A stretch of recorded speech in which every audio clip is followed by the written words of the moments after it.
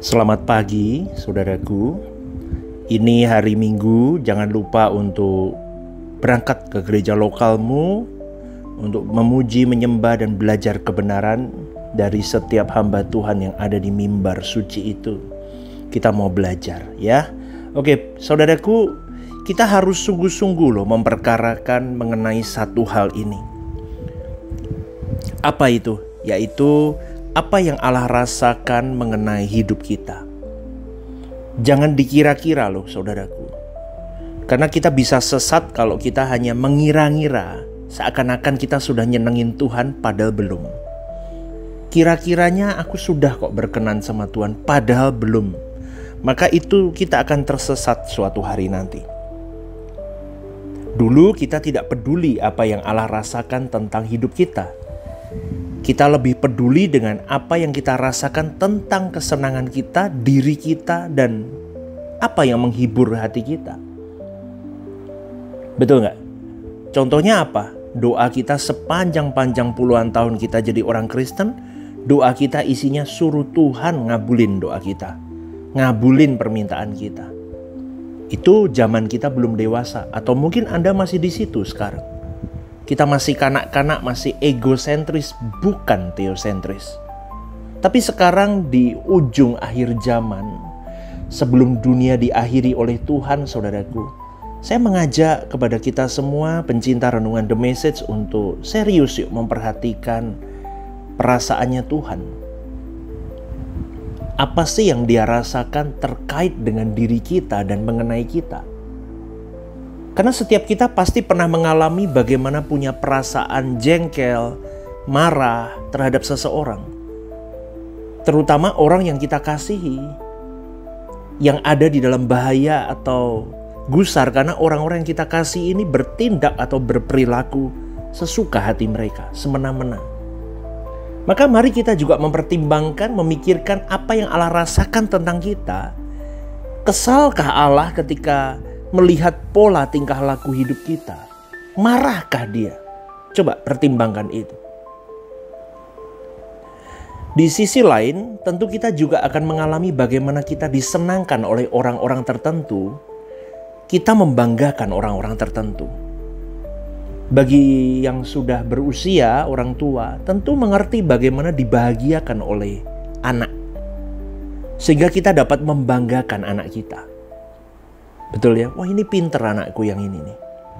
Tahu orang tuanya baru sakit, dia perhatian, dia ini dan itu. Ini anak pinter, anak yang perhatian. Kita bisa banggakan itu. Demikian pula Allah terhadap kita, saudaraku. Bisa nggak kita dibanggakan oleh Allah? Seperti Allah membanggakan Ayub di depan iblis. Bisakah kita menyenangkan hati Tuhan, menyukakan hati Tuhan, membahagiakan hati Tuhan, membuat senyum Tuhan? Bisa nggak? Maka kita mau sungguh-sungguh memperkarakan hal ini, saudaraku. Dan kalau kita sungguh-sungguh memperkarakan hal ini, pasti Roh Kudus akan menolong kita. Roh Kudus akan merapikan hidupmu dan hidupku. Hidup yang berantakan akan dirapikan oleh Roh Kudus. Asal kita punya niat, gairah, tekad untuk jadi anak-anak yang nyenengin hati Bapa. Amin, saudaraku. Sungguh-sungguh kita mau melihat bagaimana perasaan Bapakku atas diriku. Kalau pemazmur ngomongnya begini, selidiki aku Tuhan, apakah jalanku serong atau tidak. Tuntunlah aku di jalanmu yang benar. Kalimat ini bisa ngomongnya begini, selidiki aku Tuhan, kenali aku, beritahu aku apa yang menyenangkan hatimu. Kan begitu kan saudaraku.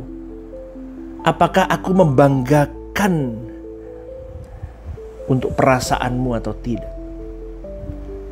Kita bisa tutup dengan kalimat, tolong aku ya Bapakku. Ayo serius saudaraku. Yang serius saja belum tentu bisa Betul, susahnya minta ampun, apalagi yang tidak serius. Kalau mau sungguh-sungguh menjadi seorang yang menyenangkan hati Tuhan, itu harus berjuang. Berjuang, punya militan. Sikap militan, itu yang selalu saya tanamkan. Militansi itu harus ada. Berani bayar harga. Dan itu sesungguhnya sebuah keberhasilan kalau kita bisa mencapai menemukan apa yang menjadi isi hati Tuhan. Sukses hidup yang sesungguhnya. Lebih dari punya seluruh dunia ini. Lebih dari mendapatkan apalagi gelar-gelar pendidikan tinggi, uang, jodoh, keturunan, apapun. Itu adalah hal yang sangat berharga. Tapi itu susah buat manusia. Buat yang ekonominya sulit, dia ngomong harta lebih penting. Buat yang belum punya jodoh, jodoh lebih penting daripada Tuhan. Ya kan? Kan begitu kebanyakan. Buat yang belum punya anak, anak lebih penting daripada urusan Tuhan. Coba. Tapi di pagi hari ini saya mau mengajak kita berubah dulu. Matius 6:33, carilah dahulu kerajaan Allah, maka semua akan ditambahkan kepadamu. Cari Tuhan dulu. Temui Dia dulu. Senengin hatinya dulu. Dia sang pemilik kok, saudaraku. Semuanya Dia punya kok. Coba kalau kita jadi kesayangannya Dia, terus apa lagi yang mau dibingungin sama hidup kita? Itu yang seringkali tidak terbuka oleh orang Kristen. Gitu loh. Kita kejar Tuhannya, kita kejar hatinya, kita kejar perasaannya. Maka yang lain akan ditambahkan kepada engkau dan saya. Keteduhan, hikmat, damai sejahtera, kekuatan, sukacita. Wah, indah deh. Indah, saudaraku. Amin. Ya, kalau kita ada di hati Tuhan, karena kita menyenangkan hati Tuhan, maka kita minta kepada Dia, terangi hatiku Tuhan. Kalau ada kesombongan, keserakahan, kebencian, dendam, kesel sama manusia lain, atau ada upaya di dalam diriku untuk merusak nama orang lain, nama baik orang aku mau rusak, yuk kita minta ampun, saudaraku. Kita mau bertobat supaya kita tidak melakukannya lagi, gitu loh. Jadi kita punya kelas di mata Tuhan.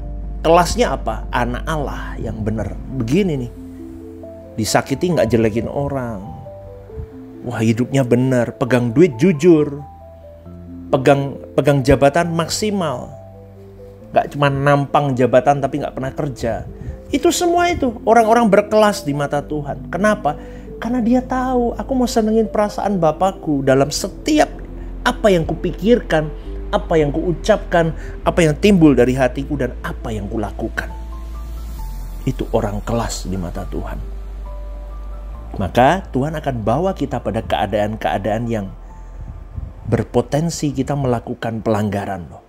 Di testing di situ. Atau kita bisa melakukan sesuatu yang tidak berkenan di hadapan Tuhan. Tapi di dalam situasi seperti itu, Tuhan menguji seberapa kita serius berurusan dengan Dia. Seberapa kita menghargai, menghormati Dia. Seberapa kita mau menyembah Dia. Justru penyembahan kita adalah perilaku kita tiap hari. Setiap saat dalam segala keadaan, saudaraku. Karena menyembah itu memberi nilai tinggi. Kita mengagungkan nilai tinggi itu kepada Dia.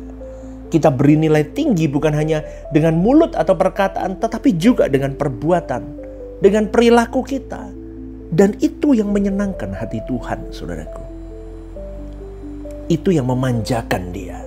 Kita bisa berkata, love you Lord, I love you, aku nyembah Engkau Tuhan. Tapi kalau perilaku kita setiap hari jahat, gak ada guna, saudaraku.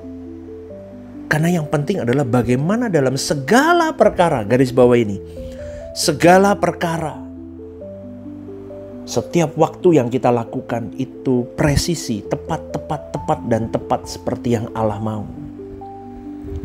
Dengan begitu kita bisa menyenangkan hati Tuhan. Kita bisa memanjakan hati Tuhan. Maka kita harus selalu mencurigai diri kita sendiri. Kalau ada hal yang kita lakukan yang tidak menyenangkan hati Tuhan.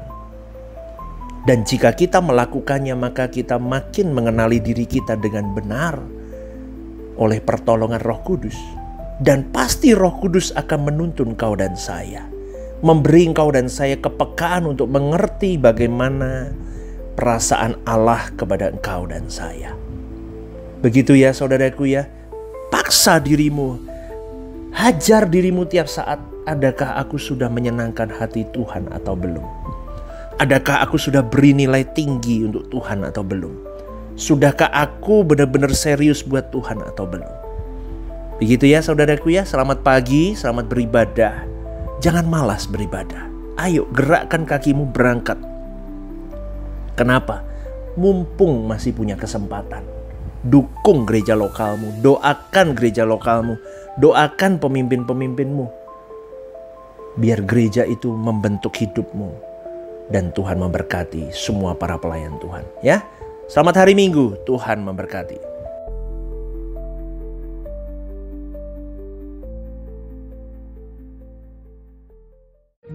Ibadah Suara Kebenaran setiap hari Rabu jam 6:30 malam di Gereja Sentral di Mall Lantai UG. Ibadah Raya setiap hari Minggu jam 10 pagi di Gedung Gereja Sentralan Mall Lantai UG, disertai ibadah anak dan teens. Home Usia Indah setiap Jumat Minggu kedua jam 5:30 sore di Gedung Gereja. Ajak rekan dan saudara Anda untuk bergabung bersama kami.